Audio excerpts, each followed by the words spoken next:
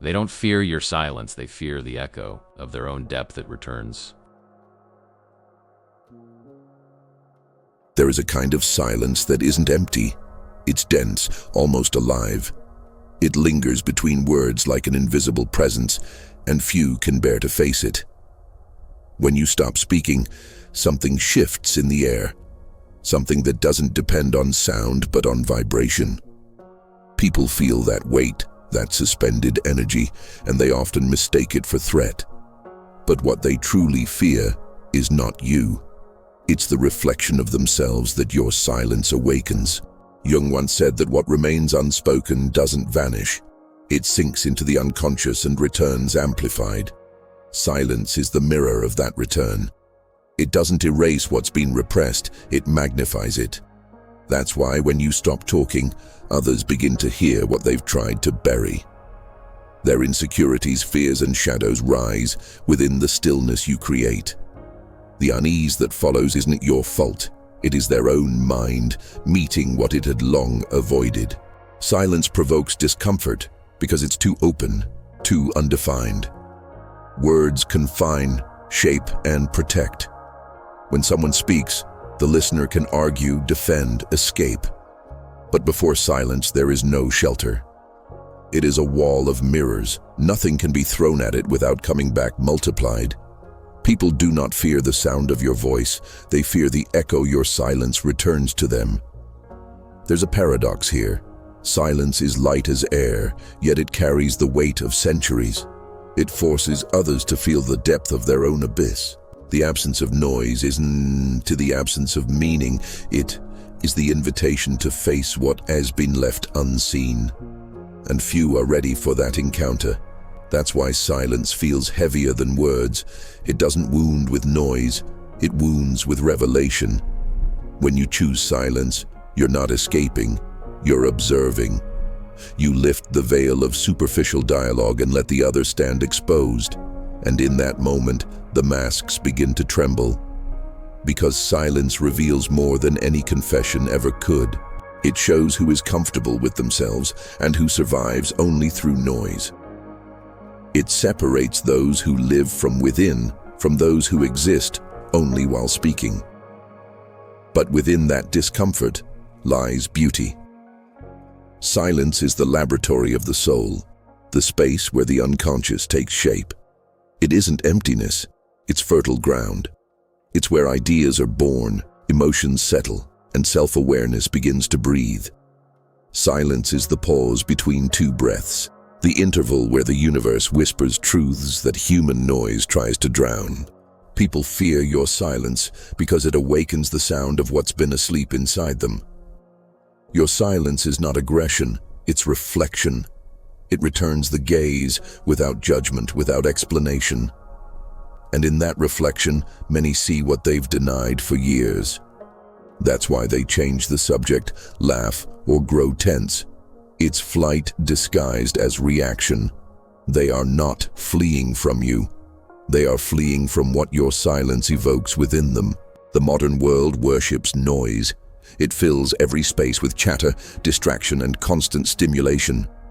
Because silence confronts. It demands presence. It forces human beings to hear what their own mind whispers when the sound stops. And for many, that's unbearable. The void of sound is the mirror of the inner void, and facing it requires courage. So what is your silence truly? It is not the absence of thought, it is the presence of awareness. It is the field where the invisible becomes visible, the place where the unconscious speaks the language of the soul. When you grow silent, you do not disappear, you expand. You become mirror, you become space, you become the interval where truth, finally, can be heard. To explore silence is to explore the unseen, to step into that wordless mirror and realize that what you find there is not the end, but the beginning.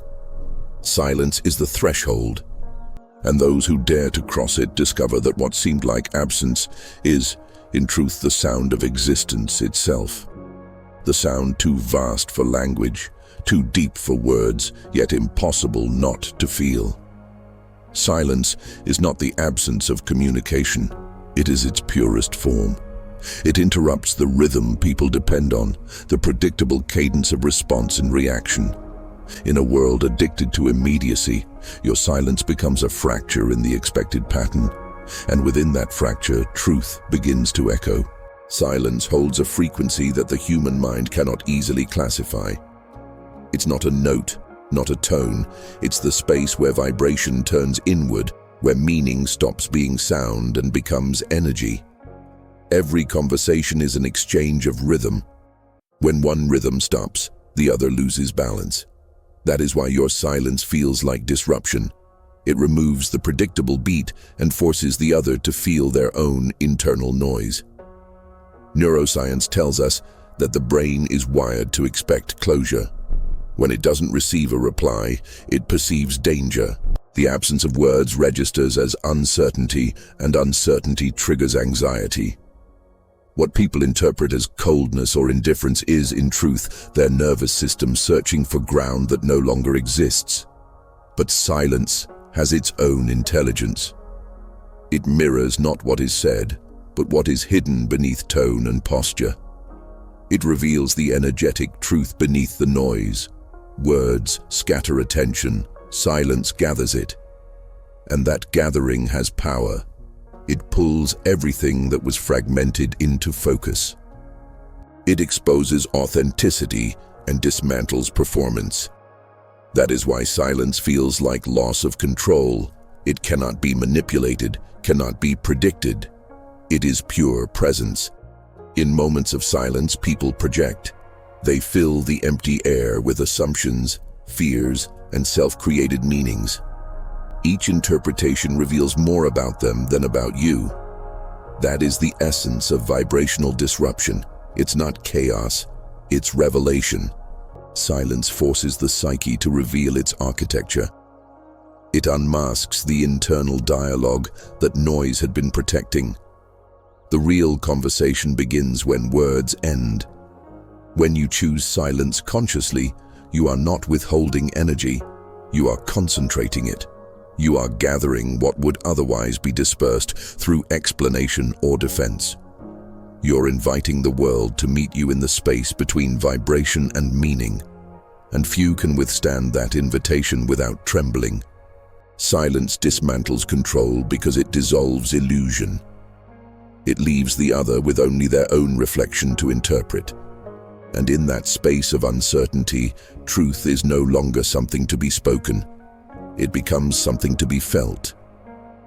Carl Jung described silence as a screen, a blank surface where others project their inner world.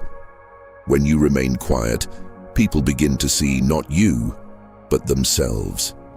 Their fears, their judgments, their need for validation, all are cast onto your stillness. This is the shadow of the unsaid, the psychological theater that begins the moment sound withdraws. Many mistake your silence for rejection, for superiority, or hidden judgment. But silence is not hierarchy, it is honesty. It does not assert itself. It allows space for truth to emerge. The discomfort people feel in the face of your quietness comes from the collision between who they believe they are and who they sense themselves to be when the mirror no longer flatters them. Silence turns every listener into both actor and audience in their own projection. To remain silent is not to be passive, it is to observe. It is to understand that energy communicates long before words do. The unsaid carries its own vibration. It speaks through eyes, through breath, through the magnetic field of intention. The person who listens beneath words perceives far more than the one who argues within them. Projection thrives where silence exists, because the mind cannot endure a blank canvas. It must paint it, fill it, interpret it. So when you remain still, the world rushes to define you, and in doing so, it reveals itself. That is the paradox of influence. The less you try to control perception, the more it exposes truth. The fear of silence is ultimately fear of the self. The pause becomes a mirror, and most cannot look for long. But if you can stand in that stillness without needing to explain, without breaking the spell of your own awareness, you begin to see the mechanism of projection in real time. You realize that silence is not a void, it's a test of perception, and every reaction to it tells you who is truly awake. Kierkegaard understood that anxiety is born not from what is said, but from the infinite that remains unsaid. Silence opens that infinite. It expands the moment into endless possibility. That's why silence feels heavy. It holds the weight of every potential word that could have been spoken but wasn't. It confronts us with the abyss of choice, the vastness of interpretation. To face silence is to face the unknown. It's to stand before a door without knowing if it leads outward or inward. Modern culture fears that door. It fills the air with noise, with distraction, with constant stimulation, anything to avoid stillness. Because stillness reminds us of our mortality. It reminds us that beneath all language lies the void. And in that void, we meet the truth of existence. That meaning is not given, it must be created. Silence is unbearable for those who depend on sound to feel alive. It stretches time, amplifies thought, magnifies emotion. It reveals the parts of us that were only ever drowned out, never healed. And yet, within that vastness lies the possibility of rebirth. When noise dies, awareness breathes. When words fall away, essence speaks. The existential paradox of silence is that it both empties and expands. It strips away illusion, leaving only the raw presence of being. What terrifies others about your silence is not the absence of sound, but the immensity it opens within them. It's not your quiet that unsettles them, it's the echo of their own depth. Silence becomes a mirror too infinite to escape. And yet, to dwell within that infinity is liberation. Because in silence, you are no longer defined by what you say, but by what you embody. You stop performing meaning and begin to inhabit it. You stop fearing the void and start listening to what it has always been trying to say. That existence itself hums beneath every pause. Silence is not only psychological, it is biological. The human body reacts to it with ancient instinct. In moments of unresolved silence, cortisol rises, muscles tighten, and the nervous system prepares for conflict. The brain, designed to detect threat and uncertainty, interprets no response as danger. No words becomes no connection, and no connection feels like abandonment. This is why people often break silence impulsively. They need to restore the illusion of safety. They rush to fill the space, to hear the familiar pattern of noise that reassures the body it is not alone.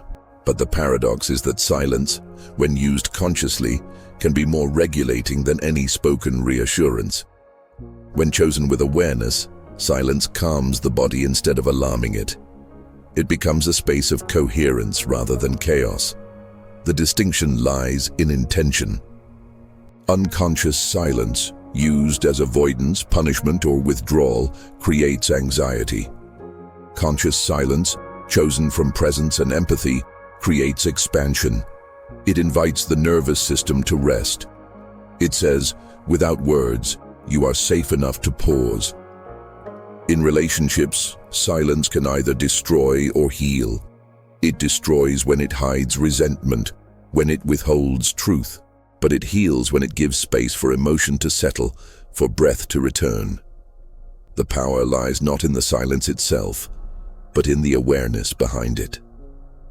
The body remembers every silence it has feared, but it can also learn new silences, ones that nurture rather than wound. Practicing conscious silence is not retreat, it's regulation. It's how the soul resets its rhythm after the chaos of words. Silence, in its truest form, is not an absence of sound, it's the restoration of harmony. Imagine silence as a temple, vast, resonant, and alive with unspoken truth. Inside that temple, words become unnecessary because meaning no longer needs sound to exist. Silence becomes a sacred mirror where the essence of things reveals itself. It is here that what is hidden finds its voice, not through volume, but through vibration. Words reveal thought. Silence reveals essence. Words belong to the mind, silence belongs to the soul. In the space where language ceases, the symbolic begins to speak. Every tradition that has sought truth has passed through this gate. The mystics in their deserts, the monks in their cells, the poets in their solitude. All understood that silence is not a void, it is initiation. Silence multiplies meaning rather than concealing it. What is withheld becomes luminous. The unspoken expands into resonance. The Temple of Silence teaches that truth doesn't need to be declared. It needs to be felt. When you stand inside your own silence without fear, you stand inside that temple. You become both pilgrim and priest of your own soul. You begin to understand that silence is not absence. It is the sound of something too vast for language, the sound of truth itself. Nietzsche knew that power does not always roar. Sometimes it dwells in stillness. True authority needs no proclamation. It radiates. That is why people fear your silence. It carries presence without aggression, depth without demand. In your quiet, they sense a force that cannot be manipulated. Silence can be misread as rejection, yet it is often liberation. It frees you from the compulsion to explain, to justify, to perform. It returns you to your center, to the part of you that doesn't need validation to exist. Silence becomes tyranny only when it is unconscious, when it is used to punish or hide. But when chosen with awareness, it becomes transcendence. To live consciously in silence is to inhabit power without violence. It is to understand that the strongest resonance needs no noise. The world will continue to fear what it cannot label, and your silence will continue to unsettle those who have not yet met themselves. But that is not your burden. It is your gift. Let silence be your sanctuary of presence, not your prison of avoidance. Let it remind you that what is quiet is not weak, and what is still is not empty. Your silence is your truth, expressed in its purest frequency, beyond words, beyond time, beyond the reach of fear. Because in the end, silence is not the absence of voice. It is the sound of a soul that has finally learned to listen.